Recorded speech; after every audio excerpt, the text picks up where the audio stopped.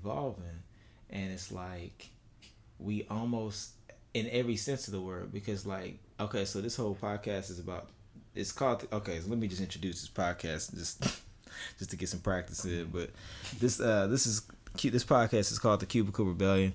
My name is Jeremy, and I have my good friend Jason with me. We just chit chatting. You guys caught us in the middle of a little conversation we were having about personal training. He's a personal trainer. Yeah. So what I was gonna say is like corporate America, you sit all day. Mm-hmm. Right? So like you talk about devolving, like the way our society and system is set up, it's designed to like make you what's that word?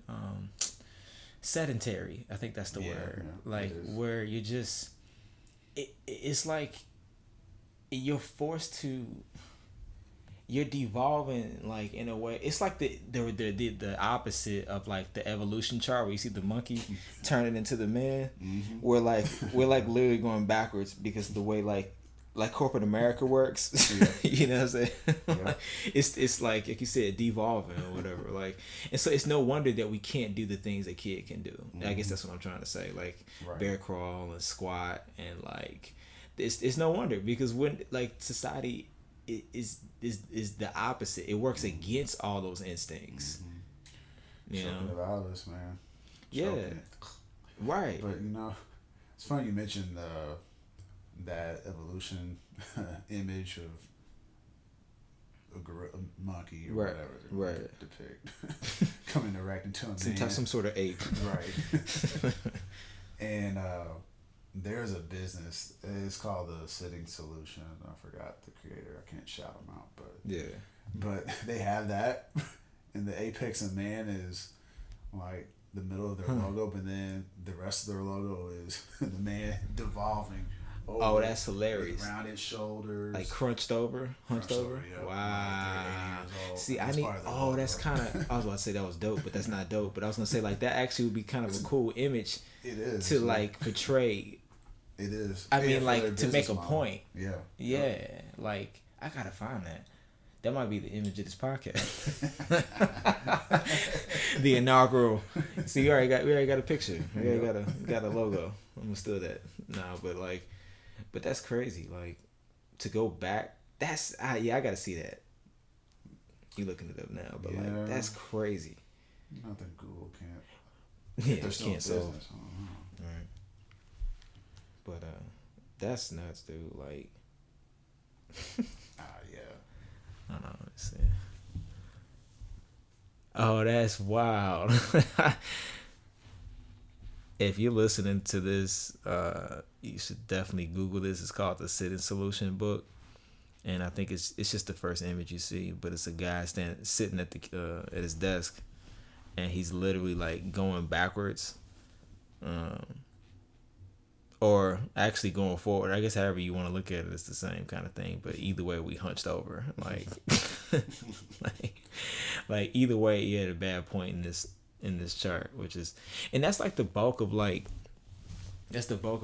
America is. Like, middle America is basically that chart. Like everybody's sitting at some sort of desk, and like, well, let me ask you this: like, what are some like, are there some like, what's the word? Work exercises you could do while you sit, or is that counterintuitive? Does that even would that even help? Yeah, they're now trying to push for every 30 minutes you sit, they want you. I should say they want you. They being exercise. Science researchers say you should have 3 minutes of activity for every 30 minutes you sit. So okay. They can just be light things. The 3 minutes can be like they call it like a pacer walk, where you walk at one speed for 30 seconds and then you walk faster for another 30, then slow it back down for another 30 seconds. Okay. Kind of just repeat that for 3 minutes. Okay. And there's things you can do at the desk, like 5 squats and then like 15 calf raises. Okay, but so you just want 3 minutes of activity for every 30 minutes you sit. 3 minutes of activity for every 30 minutes you sit. See now that, okay, so like two things, right? So like that's ideal, Right. but you and I both know, like, cause you came from corporate America too. You got out of it. You escaped. Glory. Right? Yeah, Harriet Tubman. You ran out about it there. So like, I guess my thing is, most of us get like a 15-minute break, and then like a 30-minute lunch or hour lunch. And that's the max, right? So like, even what you're saying, not even knocking what you're saying, but even what you're saying ain't even doable with the way the system works. Right. Because even the system in terms of the hours is like, no, we need phone coverage. We need you to be at your desk at between the times of this and this, because we need to make sure there's at least 12 people on the phone at a certain amount of, you know, I mean, you worked at T-Mobile, you know how this go. You know what I mean? You worked at different call centers and stuff like that. Right. What was it? Yeah, what was it called? What was that place that you worked at? Was it Assurant? Well, it was T-Mobile. Then it was Asurion. Asurion. I was gonna say Assurant. Asurion. Right. Yeah, you say you know how it is. So it's like, that's the thing. It's like working within the system that don't even want to work with you. Exactly. Like, so I guess, so what were you saying? You said calf raises? I mean, they could just be simple exercises. They have to be nothing intense. You gotta bust out push-ups or burpees, squat jumps. You know, Yeah, like burpees at the desk. Yeah. like, thank you for calling. One. Thank you for calling. Two. I got vicious push-up. Hold please. Right. Don't mind me. Go ahead, keep talking. All right, go ahead. On mute. Right. Policy number is 456. But go ahead. Yeah. You know, it depends on the job. I mean, it's hard if you're chained to a phone, man. Yeah. I hate Chained. to a phone. It's chained. Yep. It's a chain I want to hang myself with. And sometimes, I mean, you can be on a call if you don't have to type anything. You just sneak it.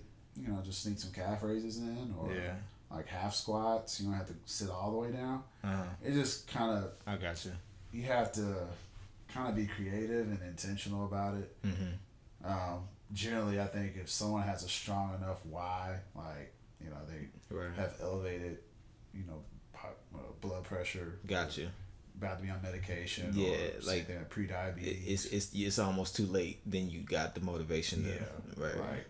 Then you will, get sneaking in and do it. But that's the pattern that I find with human behavior with my years of training. It's generally they need a strong enough why. And even sometimes that's not strong enough. They need something else. Nah, that's real. That's true. Some people, even with yeah, that's true. Because sometimes, you go to the doctor and some people still have a hard time changing because those habits are so ingrained.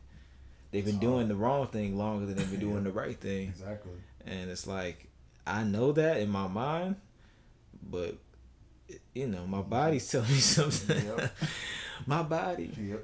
These Oreos are too good. Yeah, right. Column. My mind is telling me no. But my body, it's telling me, but yeah, man, it's tough, man. I mean, like you said, the motivation's got to be there. And I almost feel like the way the system works, it even works against motivation. It's like even designed to, you talk about devolving, but it's designed to demotivate you too. Because you get caught up in, you get conditioned to you're conditioned to get up, go to work, sit down, leave, go home, get up, go to work, sit down, leave, go home, get over. And I mean, and it becomes such a rhythmic thing, and you're just in this cyclical, vortex of a life where you're just I don't know. So let me ask you this, so I guess I think about people who are you just got to get up and do it. You just got to go and and get the willpower and push through, and you just gotta grit your teeth and just grind it out, and it's I guess my thing is I definitely understand that in terms of some things you do have to do, but I feel like sometimes people say that and don't really acknowledge the reality that most people are living in. That's easy to do in a vacuum, or that's easy to say. like from where you're at, right? You're already out of it. Right. You're thriving. Yeah, you tell people, yeah, just willpower, just do it. Just do it. Yeah, I did it. You can do it. Right. Like, yeah, and it's just kind of like you said, like you're already out of it, like, and now you're trying to act like, well, you just gotta, do what I did, and, right? And it's like, yes, I don't know. Like sometimes I just get conflicted with that. I don't know how to take that sometimes. What do you think? Yeah, it's tough. It's, to me, each case is individual, and just depends on the individual situation and what they can work with. I mean, as far as motivation, it all starts with why. Like, are you that sick? Like, are you truly that sick of your situation? Yeah. Like, is it to your core, just corrosive to the point like, corrosive, right. Like, I can't take this no more. Like, I'm gonna snap. Yeah. If I have to deal with this traffic one more day. Yeah. Or deal with these people one more day on the phone, or the people you work with, or your boss, whatever. Like, yeah. Like, it has to come to a breaking point. Right. And then I think once that breaking point hits within you, I guess it goes back to the why I mentioned. That's true. Like, then you may take that one step to wherever you need to go, but it just needs to be somewhere. Right. I think the big thing is just momentum to move somewhere, and fighting through fear too. Fear is a big factor. That's true. But once that, I hate to sound as negative, but it just. That's what it is. It's like, I hate this place, or these people. I mean, no, but you know what they say.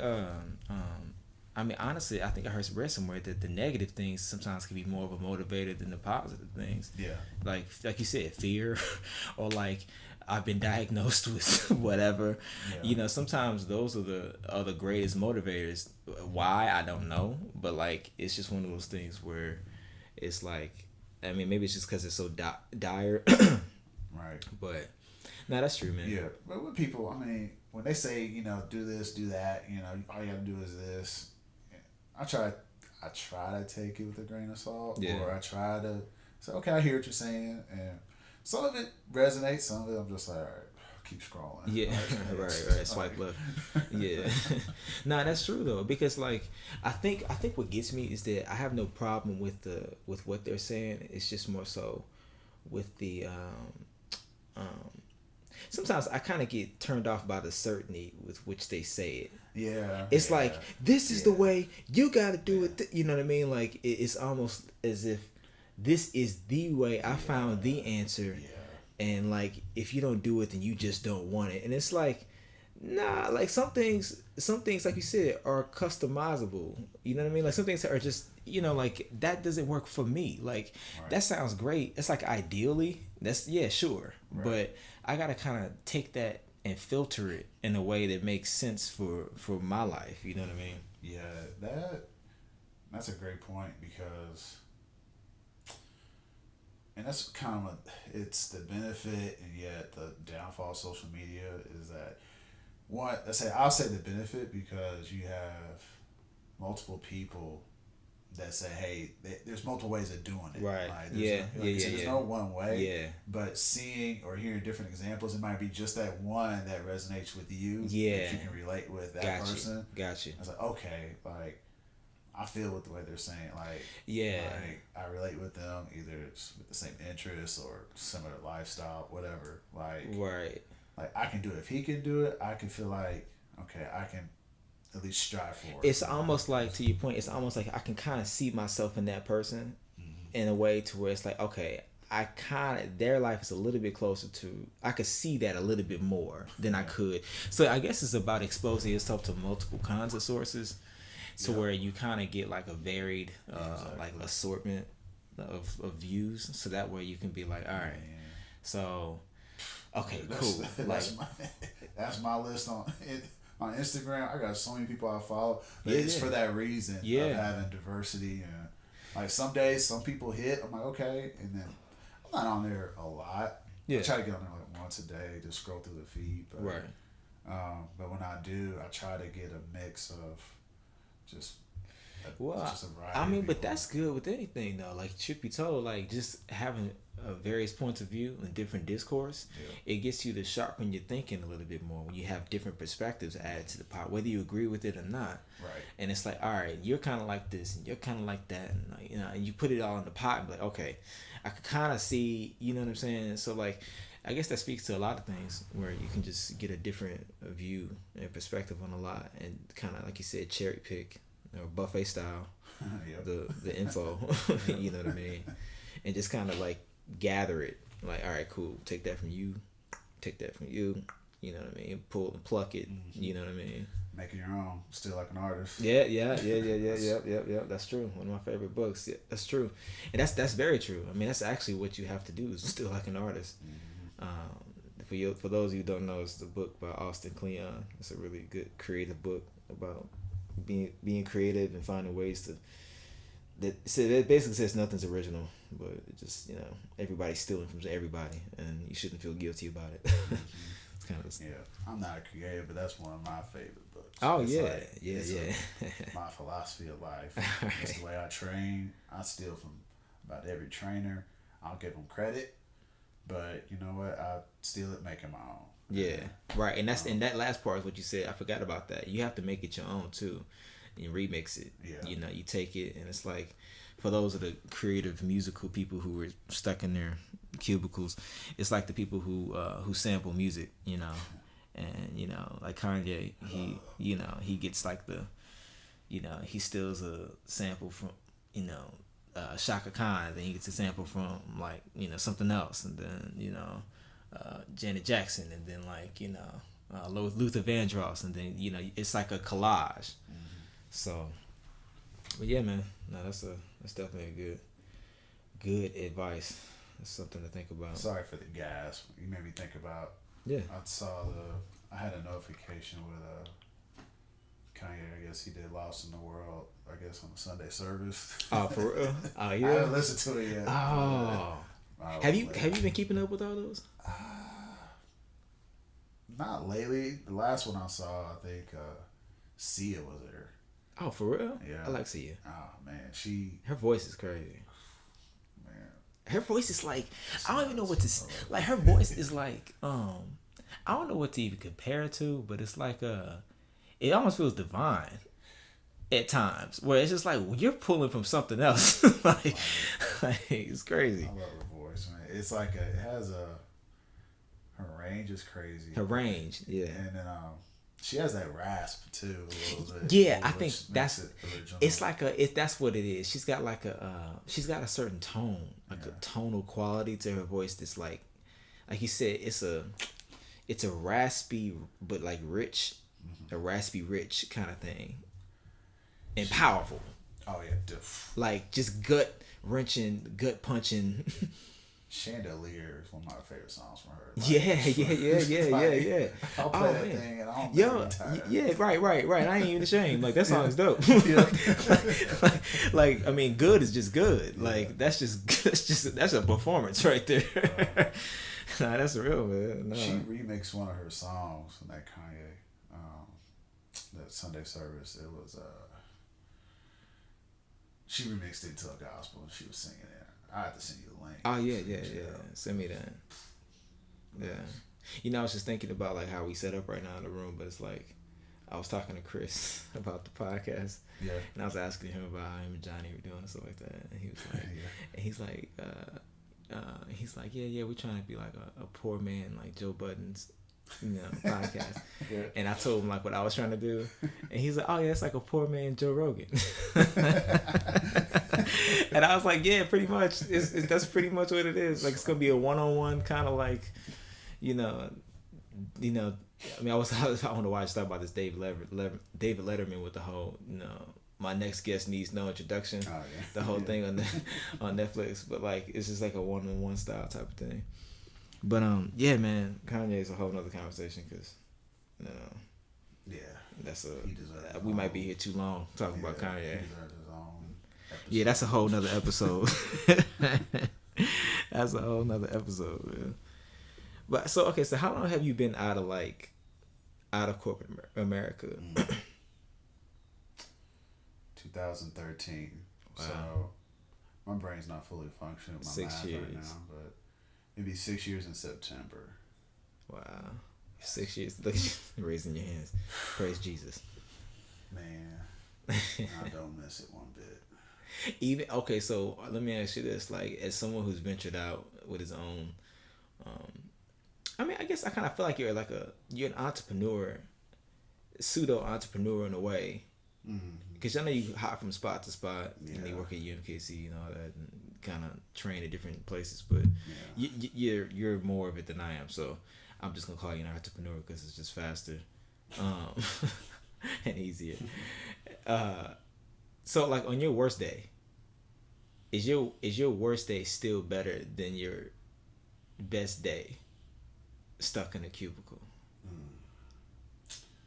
I gotta think about my worst day. Yeah, what like your worst day taking this path and this road of like independent, like I gotta make ends meet by the way I do what I do. I'm a personal trainer. I gotta go from train these senior citizens over here, and I gotta go train, go to this person's house in the basement with their, weights and train them and running all around the city. I'm wasting a lot of gas, bills, and this and that.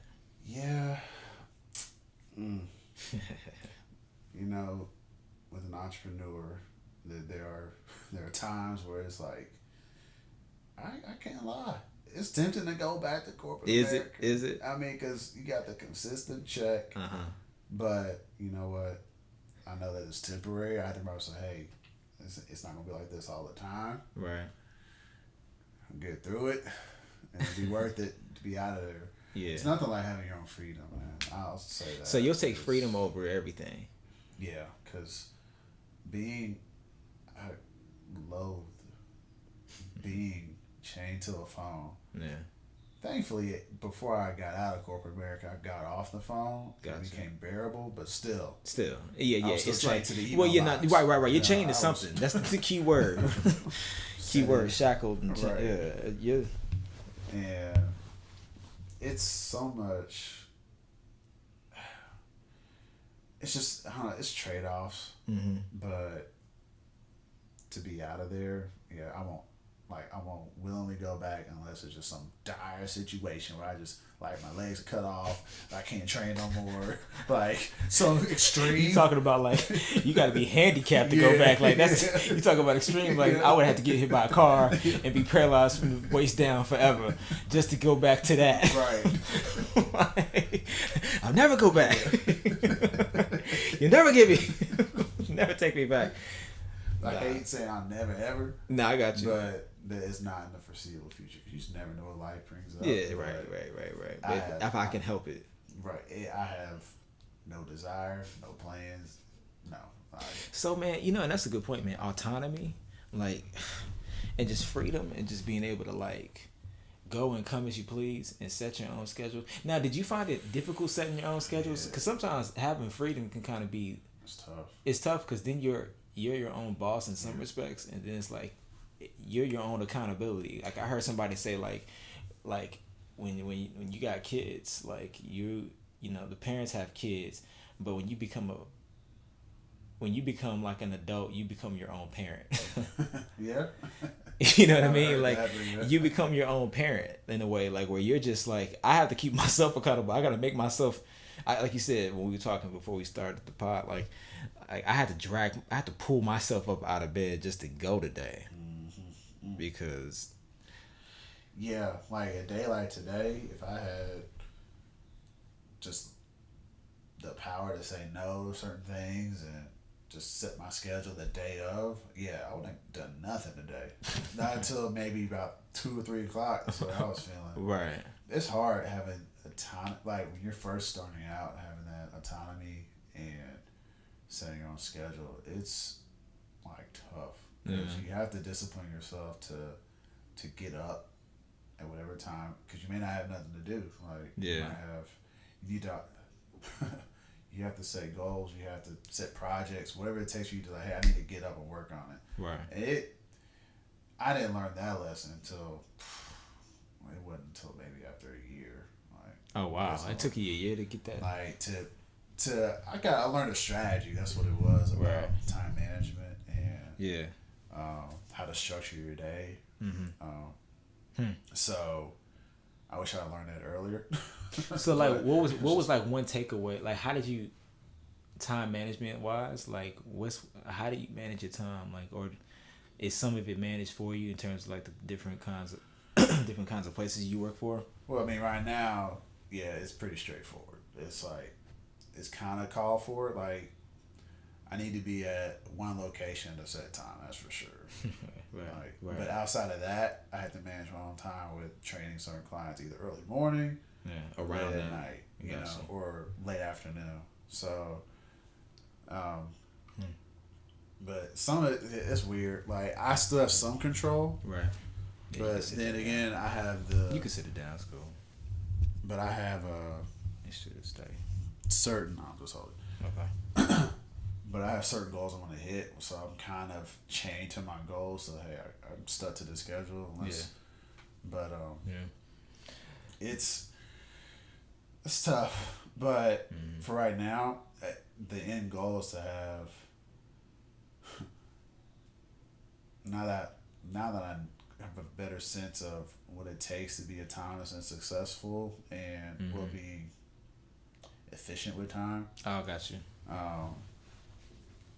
Like, I feel,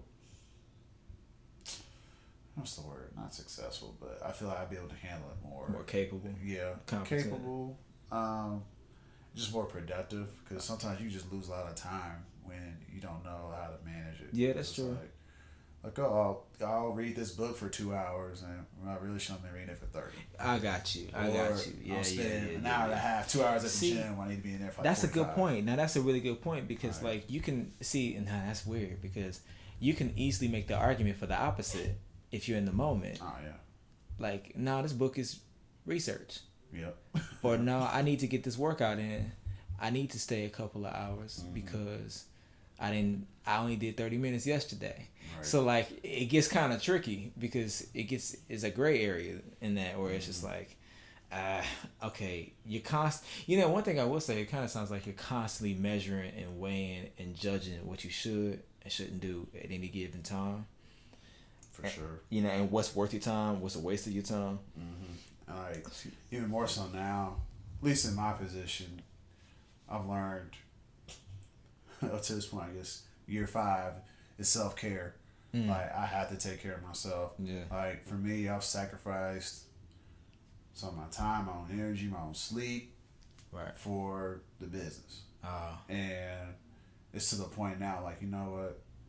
Forget all that. I gotta take care of myself so I can be at my near peak. Yeah.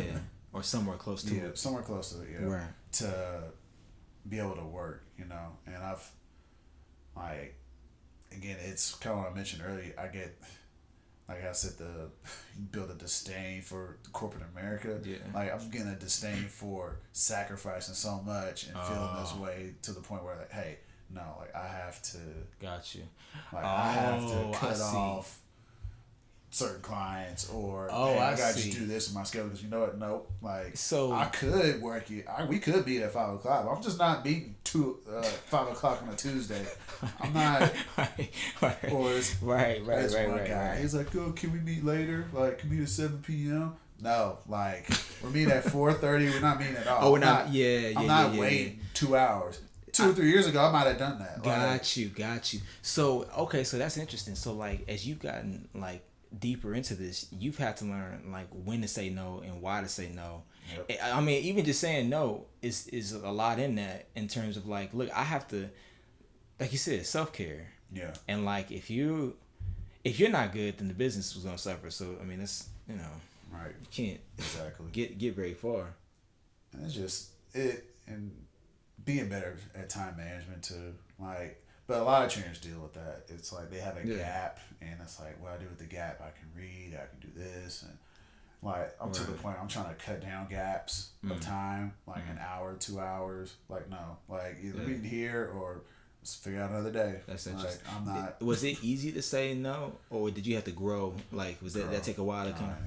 Yeah, I had to grow into that. Yeah, because starting out, you're just trying to train whoever you can. Yeah, get clients. and make all the money you can. Right. And that's to the point now. I'm like, no, like my energy, my sanity, my time is more valuable than this one session with you. Like it sounds bad. Right. No, I got you. Yeah. But it's just managing priorities. Well, no, but like that's, man. See, that's where it gets tricky, man. Because then you gotta start making tough calls. Because like you said, but that could be money if I do this, but money at the sacrifice of what, or at the cost of what? Mm-hmm. My time, or my energy, or my own health. Like, how you gonna be an unhealthy personal trainer? Exactly. You know what I mean? Exactly. Like, it's kind of, that's, you know, that's a paradox. Like, how you gonna do that? So, yeah, that's interesting, man. I mean, I don't know, man. Like, we're talking about like the pitfalls, and you can take one of them off if you want. But like, some part of me still feels like, excuse me, I just think like, I still would rather see how it is than be corporate American. Like, I would tell you, if you had the shot, take the leap. I would tell no man not to. You know, I mean, you know, considering life situations. You know, right. You got to stay for, you know, take care of the family. You know, just do it. But right. Don't sacrifice your family. Right. But I'm following my dreams. We'll eat beans for 5 years. Stock up on ramen noodles. Yeah, you know, it's so funny. I was talking to Anthony about that, like about Dave. Who was it? Was it Anthony? It was somebody about Dave Ramsey. Oh yeah. Mm-hmm. And like I love his program. You know, me and my wife went through his class, but at the same time, it was like, I think he had this phrase like you have to go after, like, go kill debt or beat debt with a gazelle like intensity. Mm-hmm. It's like he had this scripture about the gazelle, how it runs from the lion and how fast it goes. It goes back to motivation, like you said. Mm-hmm. You know, he's running out of fear. Yeah. And he's like, you gotta fear debt. You gotta da. You gotta run from it, and you know, like your life depended on it. Like, you know, right. Like, you know, I mean, and some of that is like motivational speaking, like, and I get it. I mean, I'm not knocking it. Do what you do. That's cool. I get it. I get the principle of it, but again, going back to like filtering, like, all right, dude, that's great. Like, I love the principle and like the ideology of that, but man, like, I'm not gonna just sit and eat beans for 5 years just because I want to get out of debt. Like, that's just not me. Mm-hmm. Like, and I don't know what that says about me. Like, maybe I don't want it bad enough. Because I still want to get nice things, or, you know, kind of eat decently or have a good meal every now and then. But I was just like, yeah, man, I hear you, but I gotta find a way to this a little bit more tailored to like my personality. Yeah, because it's like, man, I ain't doing that. Yeah, the intensity he was talking about. Yeah, I'm like, hey, man, fair enough, man. You are a millionaire now. I get it. But. You know, and we still use his principles. I mean, like that snowball thing. Like, that's a great principle. We still do that, but it's like you got to kind of, like you said, cherry pick and like,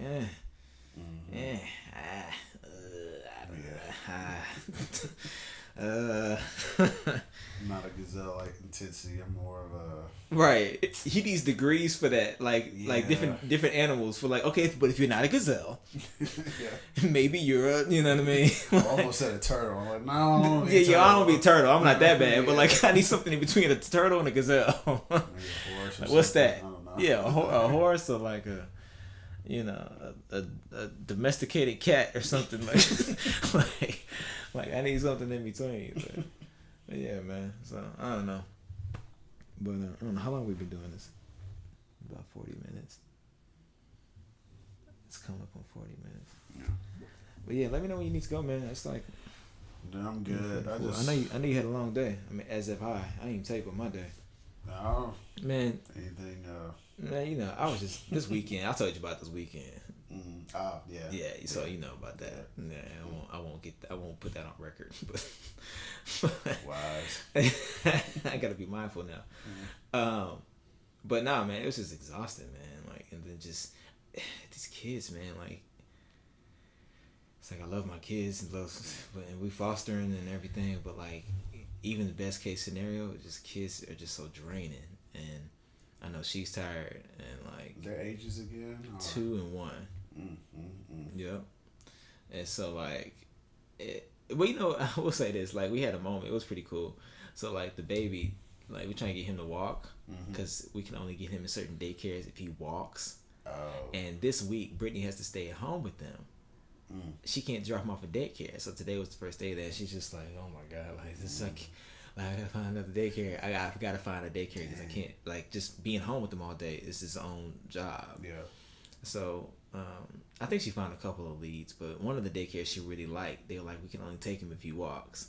So we've been like, you walking this weekend? We gonna work on this. We gotta figure out this walking thing now.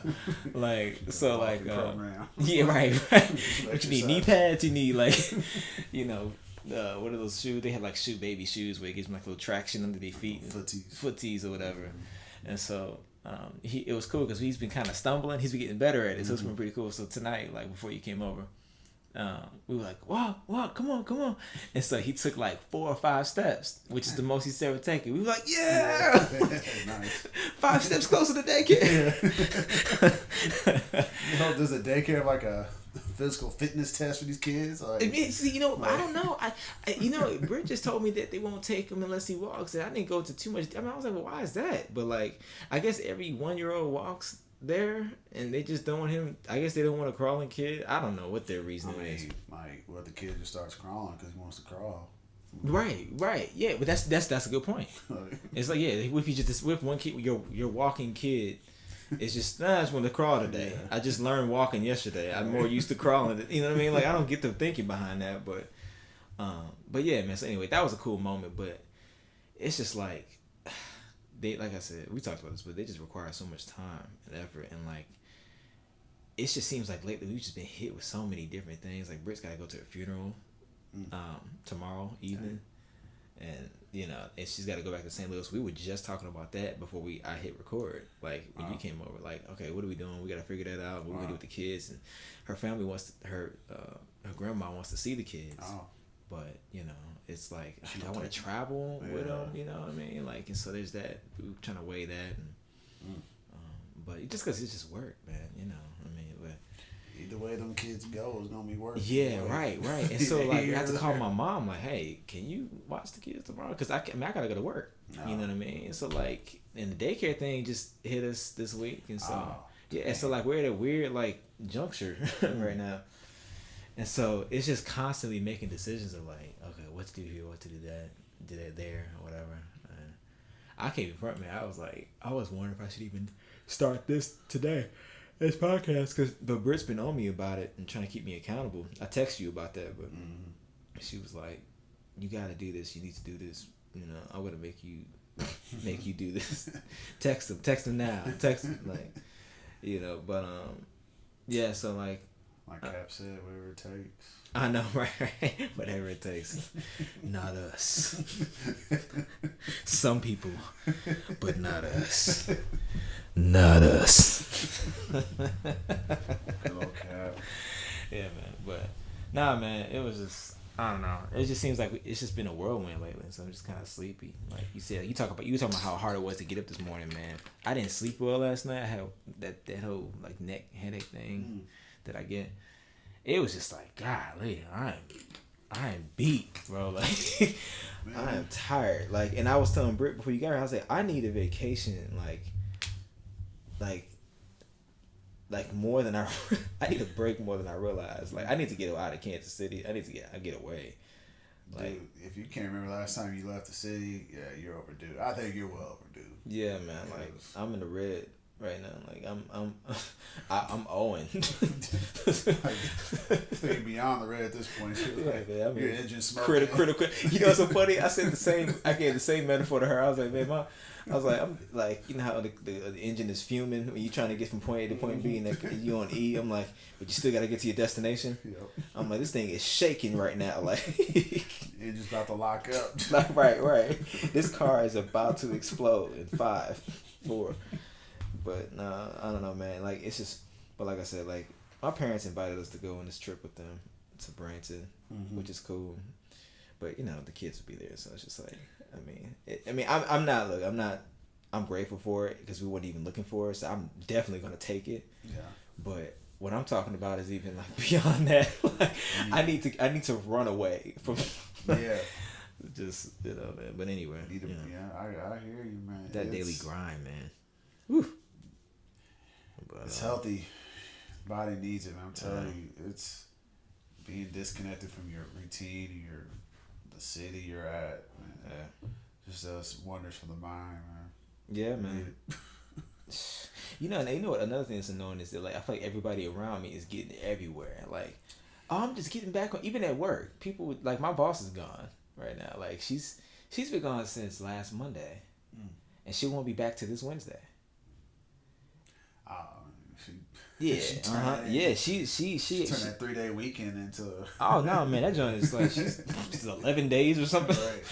Right. Like but like she's been gone for a minute, like, and which has definitely been kind of nice. Like it's made the work environment a little bit lighter, for lack of a better word. So you're kind of vacation too. Yeah, it's like a mini it's like a tiny vacation. Like she doesn't see me. I mean, I can just kind of stroll in and take a couple of extra breaks here, and but yeah, man. So it's just been interesting, but I'll wrap this up, man. In light of that, I'm kind of like I actually need to get to bed.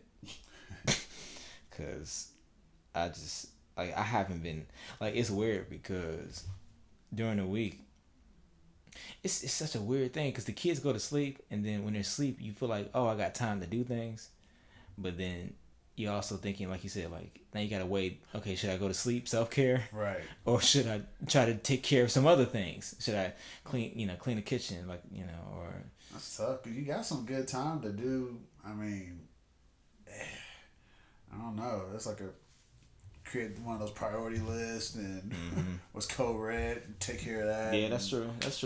But then you gotta think about your energy. Do you have the patience for that, or do you have the mind to do that task right now? So yeah, that's another thing. Sometimes I'm not in the mood to do things that I need to do, and sometimes the momentum is going in another direction. Yep. And it's like, just kind of feeling this right now. I'm just gonna do this, And I told you this a while back, but it's like when you work 8 hours a day, like a typical 40-hour week, it's kind of like any free time you get off of work, it becomes that much more precious and crucial. Because then it's like, it's like dividing up the pie. Like, you got this much percentage for this and this percentage for that. Mm-hmm. And you get home and it's like the clock is ticking before you gotta get back to your. And you're operating at an energy level of what, 40, 100 or something. Yeah, man. Yeah. Like you're mentally already. You're either at work or recovering from work. Mm-hmm. And it's like either way, your work is running your life. Like I'm either recovering from work or going to work. So what do you think about the 40-hour work week, man? Like, what would be the ideal work week as far as hours go? I've been thinking about that because I know they do stuff like that. I think it's, I don't know if it's Sweden or some country overseas. They have is it like a 25-hour work week? It's something like that. But their work weeks are just way less than ours. Mm-hmm. But reports have shown that they're happier and more fulfilled and satisfied as people, and it's just less stressed out, less anxiety, less depression, just as a culture, as a country. Yeah. And it got me thinking about what you said about America and just how everything is ran here. I think at our core we're just America is built on that hustle. A hustle is in the DNA. I mean, of American values that life, liberty, pursuit of happiness. You know what I mean? I gotta be somebody. I gotta, you know what I mean? I gotta I gotta prove somebody wrong. I gotta show them this. I gotta, that motivation, that individualistic pursuit is a driving. It's built into our Constitution, for God's sake. You know what I mean? Right. It's in the fabric of who we are. And so I don't know, man. I was thinking about the 40-hour work week, and I legit feel like it worked. It was necessary back when Henry Ford had assembly lines, and you needed one guy to put on the tire and the other guy to put on the hubcap, and but nowadays, I don't know what the ideal work week is, but I know it ain't 40. I just tell you, I know what it's not. I'll say that. Like, I definitely know it's not. Like, 40 just literally seems like too much. Because I was actually telling Anthony at work, I was like, dude, I legit feel like we should be working part-time schedules with full-time pay. Like, I feel like I could do this job. I could do this. I would be a better employee if they just, like, cut my hours in half. And if I could just come in half day every day, like, I think I would just be a better person. like, forget employee. I think I would just be a healthier person. The totality of my life would be just, like, more balanced. Because it just feels like, yo, I was telling him, I was like, yo, I'm here too much. Like, just strictly, like, I literally feel like I'm here. Physically, I'm just here too much. Like, I was telling the other day, I was like, man, I'm sick of looking at these walls. I'm sick of going up and down these stairs. Like, it's gotten, like, trivial now. Like, I'm sick of looking at these people. I'm sick of hearing these conversations. I'm sick of walking into the same stupid bathroom. like I don't want to see. I'm sick of, like, this stupid stuff that ain't done nothing to me. Like, I'm sick of inanimate things. I'm sick of stupid desk. Keyboard clickety clacking. Right. I'm sick. Yeah, right. I'm sick. Type too loud. Right. Like, stupid things are getting on my nerves now. Like, things that shouldn't even be bothering me. Like, I'm sick of, Joanne talking. I'm sick of hearing your voice. I'm sick of hearing keyboards typing and paper shuffling. I'm sick of hearing thank you for calling. I don't want to hear none of that no more. I'm sick of it. like I'm here. I hear this too much. Like, this is having like a what's the word? Like not a negative effect, but another word. But like, this is have a deep. What do they say when you overdo something? But like, it's having like I guess an inverse effect on me. Like, we're going the opposite direction now. Right. Like, this is doing damage. Like, at one point this was necessary and beneficial. Now we've reached into, like, we're going into damaging territory now. You know what I mean? Like, it's just something about it just feels innately wrong. Like, just on a gut. I could probably find a statistic that proves that I'm right, and everybody can find something. Something proved their point, like on I'mRight.com. But I mean, you can just, yep. See, that's what I thought. Mm-hmm. But like, even on just a gut human level, it's like I think people know this just feels wrong. like nobody's happy. And nobody is. I think you mentioned something earlier with the work day. I think this one, I can't think of the company that's doing it, but they do that. They pay their employees full-time pay, but they only work, I think, like 4 to 6 hours in a day. Wow. And so what company is this? I wish I could remember. I cannot remember. I remember reading this probably over a year ago. But yeah, they had that set up. They talk about the employee morale is high. Quality of life, balance of life, of course, is high because they're spending less time at work, but they're more productive because they know that when they're there, you're done 4 to 6 hours, get your work done, and you're out. Right. So that's a great point, because it's like when I'm at work for 4 to 6 hours, I know I don't have no time to waste, and I know that if I'm here, I'm here. Yeah. I'm not just here to take up space for 8 hours until I leave. I'm here because I'm here. And I find a lot of the corporate American jobs, like, I could get this work done in that time, 4 to 6 hours. But you know what? So I have 8 hours in the day. I have to be here. Yep. Whatever, like with your hour, your salary, you have to kind of just clock the time. And you got to be there, and you kind of dilly dally around. I mean, no, that's real though. That's real though. I mean, you get graded on partially attendance. That's part of what you're graded on in corporate America is like, it's production, it's quality, and it's attendance. That's the trifecta. Sounds like high school. It is high school. It's school in general. It's education, because the school systems train us to sit. The school systems train us for cubicles. Where else do you sit 8 hours a day, 5 days a week? A school, a classroom with a teacher. And then what does that train you for? It trains you to sit in a cubicle 8 hours a day, 5 days a week. So for some people more, with your teacher, i.e. supervisor, manager. It's the same setup. Like we've been trained to do this, and so that's why it's so hard to like be an entrepreneur, do this. It's like you're trying to teach me something that I've been trained since K through 12 and possibly college to do what I'm doing right now, which is sit in one spot. So like we talk about the mind and the body, but like my mind is like, yeah, I agree with that, but my body is so conditioned to do this thing, even if it's negative for me. You know what I'm saying? Like, years of conditioning, man. Years, man. They've been indoctrination.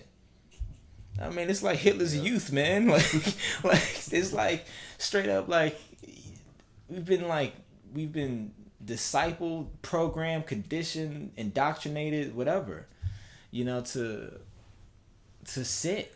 And so it's like you just train to sit and you hate it, but you can't stop it. Yeah. And then you have the epidemic of what I was talking about earlier with, you know, you devolve. I mean, yeah, right. Just, I mean, it's a huge cycle that can. It's deep, man. You could have a whole week to 2 week work or 2 weeks worth of material there to break down. Oh man, the cycle. And, oh man. Oh yeah, like that's definitely for podcasts in the future. Oh my god. Oh man, see now we get into other territory. Like we get into the archives of our combos, but yeah, I mean, all that it starts here with the workplace. Right. It all starts there because you're sedentary. You gotta work to pay the bills, and then you don't have enough time to cook meals at home. Right. So you buy.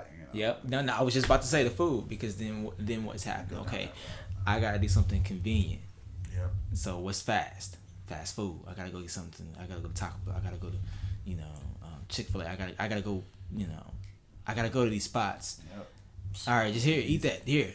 Yep. Pizza, order pizza. All right, just are y'all fed? Okay, cool. Because I gotta go, go to bed. Okay, and then get up, and then you know what I mean. Like it's just it's like a cycle. Yeah, man. Don't let your health go to crap.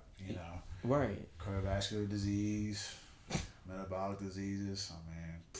Man, this might be elite, and I know it's gonna sound super dramatic, maybe to the listeners, but it's like society's trying to kill us. like. They ain't trying to do anything to benefit you. Right. Yeah, well, that's true. But like, I don't know, man. It's so much more to it and beneath the surface, and I feel like people know it and kind of get it. They do, but they don't always have the words for it. Yeah. I think they know it, feel it. Maybe there's no words for it, or it's a comfort. Yeah. As well to like, hey, you know what you know, and most people like to just stick with what they know. Right, that's true. Even if it's predictable. It's like staying in an abusive relationship. Like, you know what I mean? It's like, that's what I really legit compare it to. It's like, it's like he beats me, but it's all I know. You know what I mean? And it's like corporate America beats me, but it's all I know. They pay my bills. It pays my bills. He pays my bills. I can maybe go on a vacation. Maybe he gives me PTO. he gives me health benefits, and I get dental, and I get, you know what I mean? Like, I get at least he, and it's just like, this is abusive. Like, forget those benefits. This is not good for you, man. Like, you gotta trade off, man. Yeah, it's like, I don't know, what are you at the expense of what? Your sanity and I don't know, man. It's tough, and I think this just finding that balance is difficult because you want to like do something that transitions you out of that world in a smart way. Yeah. Like, I mean, I'm not advocating just being stupid and just jumping out the window, but like, all right, I'm about to go. No. Because that's not smart either, but not practical. Yeah, it's not practical. Like, I mean, like you talk about, just having faith and like, I'm just gonna believe. I'm gonna follow my dreams. I'm gonna just jump out and it's like that's stupid. I mean, you can't be unreasonable here. I think there should be more programmed. Either. Like, yeah, right. That's a good point. Like, you're not 16 either. You're right. That's a good point. You're an adult with like responsibilities in an apartment and like a car, like, and I think that's another thing I was telling somebody is like trying to keep your overhead costs low, your personal overhead costs, and that's where it gets tricky because you could want to build a life and build a family, and it's like, how do I do that and still it gets tricky. How do you balance that freedom thing too, where it's like I want to stay mobile and portable and flexible, but at the same time have build something. I want to build like a port. It's like having a mobile home. Like I want to be able to live, but I want to be able to go. Right. You know what I'm saying? Man, it's that old S word, man. Sacrifice. You gotta sacrifice something, man. That's true. It always comes down to that. Like, what do you want to sacrifice? Are you sacrifice some conveniences for now, some entertainment for now, or whatever? What cost? Cost was what's the business term? Cost benefit ratio. Yeah, or analysis or something like that. Opportunity cost. Yeah. Opportunity cost. Yeah, man. Boy. Yeah, man. I don't know, but you know what? What time is it? It's 9:00. I need to get to bed earlier tonight because I can't do what I did last night. But appreciate you coming by, man. The Warriors will do it to you, man. They were worth it. You said what happened? The Warriors will do it to you. Oh man, they will, man. Like it's crazy because my dad invited us over, and I was like, I'm glad he did, and I wanted to go, and I knew he was thinking about doing it for a while. Yeah. But I was like, he had to do it today because today it was such a busy day and a busy weekend, and I was like, I'm so tired. Like I was tired before I even went over there. Oh yeah, I was too. Yeah, like, I dozed off before I left. I was like, so let me do it. Like, yeah, man, it was like I wanted to do it, but I was like, just of all days, it's just weekend was just like, oh my god. But and then like I knew I would get in late last night, and then I knew I'd have to get up early, and then I wasn't really mentally prepared for work because then they switched up our schedules today too. So like my day is different now. I process as soon as I get in instead at the end of the day, and it's not bad, but I just wasn't mentally prepared for it. So I don't know how productive I was, today. But whatever. I mean, she's not there, so I don't care. I mean, by the time she finds out, it'll be too late. Yeah. So the deed is already done. Just tell me later. All right. Yeah, just I'll whatever, man. I just time. And I had that. Yeah, right. Or we can all look forward. No. Keep nothing about the past. It's like it's done. Right. Let's not dwell on the past today. All right, man. Let me let you go. But let me try to sign off here. And, all right. Well, if you listen to this, appreciate it. If not, that's cool too. My name is Jeremy. And I have my friend Jason on, and I am your 8-hour ally, your fellow inmate, daily commute comrade, Cubicle Rebel. Appreciate your time. Thanks for listening.